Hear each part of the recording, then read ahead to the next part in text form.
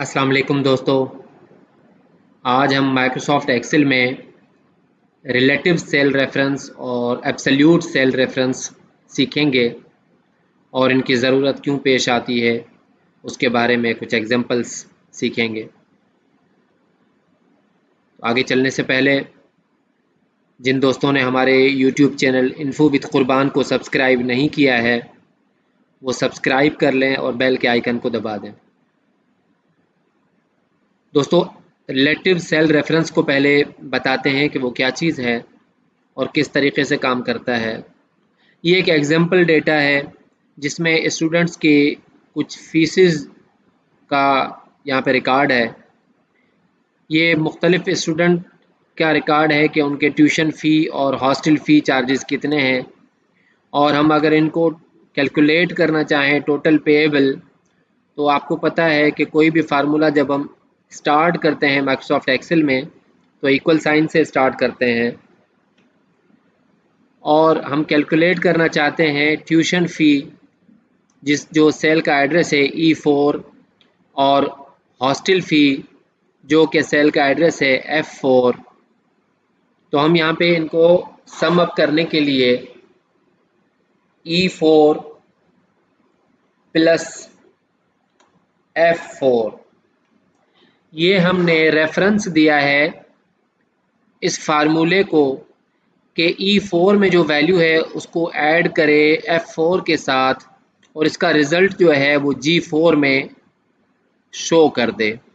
तो जैसे हम एंटर करेंगे ये कैलकुलेट करके इसका रिज़ल्ट जो है वो G4 में शो कर देगा।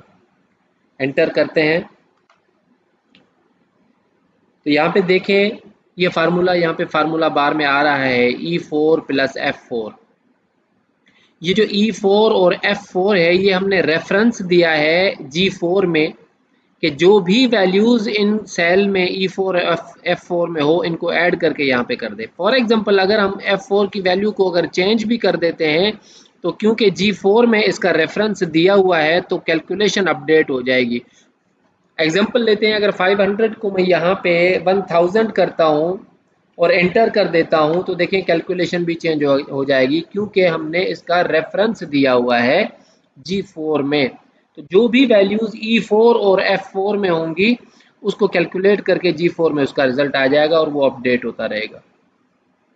यहाँ पे अगर हम बाकी भी स्टूडेंट्स के रिकॉर्ड में ये कैलकुलेशन करना चाहते हैं तो बजाय इसके कि हम सारे ही सेल्स में ये फार्मूला खुद पुट करें, दो तरीके हैं। या तो हम इस फार्मूले को कॉपी करके बाकी सेल्स में पेस्ट कर दें तो एक्सेल खुद ब खुद उसका जो रिलेटिव रेफरेंस है उसको अपडेट कर देगा। फॉर एग्जांपल इसको हम यहाँ से कॉपी करते हैं कंट्रोल C के थ्रू और G5 में पेस्ट करते हैं कंट्रोल V से। तो देखें इसका रिजल्ट जो है वो चेंज है। उसकी वजह क्या है कि G4 में जो फार्मूला है वो है E4 प्लस F4 और G5 में फार्मूला क्या है E5 प्लस F5। ये इसने रिलेटिव रेफरेंस जो है वो खुद ब खुद अपडेट कर लिया कि G5 में जो फार्मूला आएगा वो E5 और F5 का आएगा। इसी तरीके से अगर आगे भी हम इसको मूव करते जाएंगे, पेस्ट करते जाएंगे तो रेफरेंस वैल्यूज़ को खुद ब खुद अपडेट करता जाएगा। इसको कहते हैं relative reference.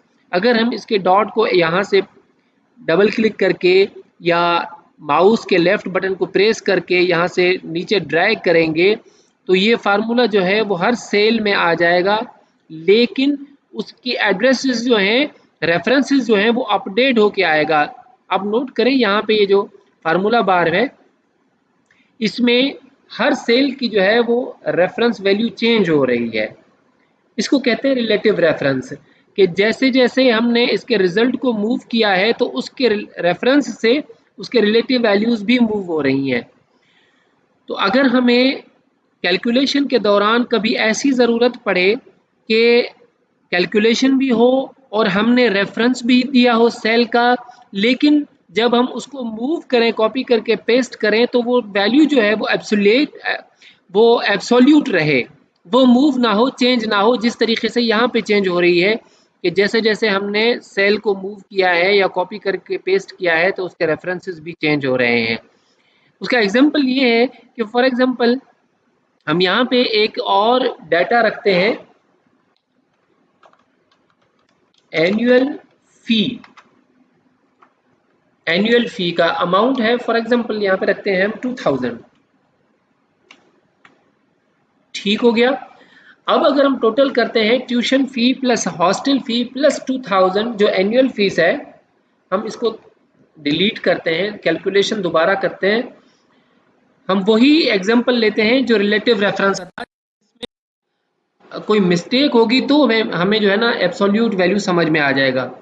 Absolute cell reference equal sign, हमें क्या चाहिए, ट्यूशन फी वो है E4 प्लस F4 में है हॉस्टल फी F4 प्लस, और एनुअल फी किस में है, G2 में, G2 एंटर करते हैं।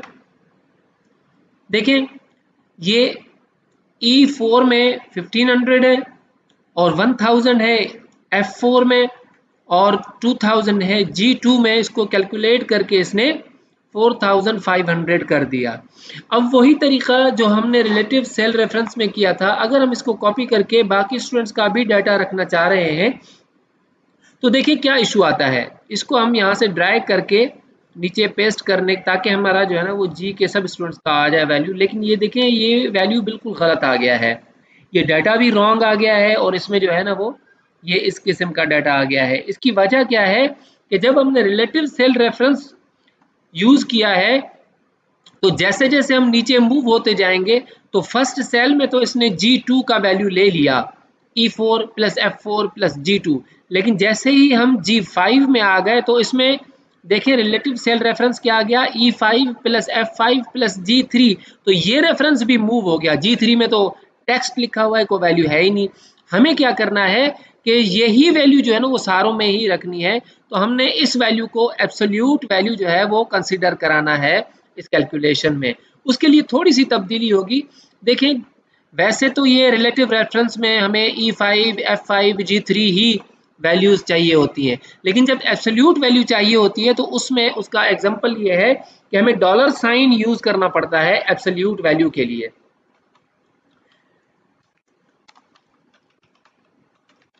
एब्सोल्यूट सेल रेफरेंस के लिए हमें डॉलर साइन यूज करना पड़ता है। जिस तरीके से ये सेल है G2, तो जिस भी सेल में कैलकुलेशन के लिए हमने G2 रखना है और इसको हमने as a absolute cell reference use करना है, तो हमें इसका एड्रेस कैसे लिखना पड़ेगा, डॉलर साइन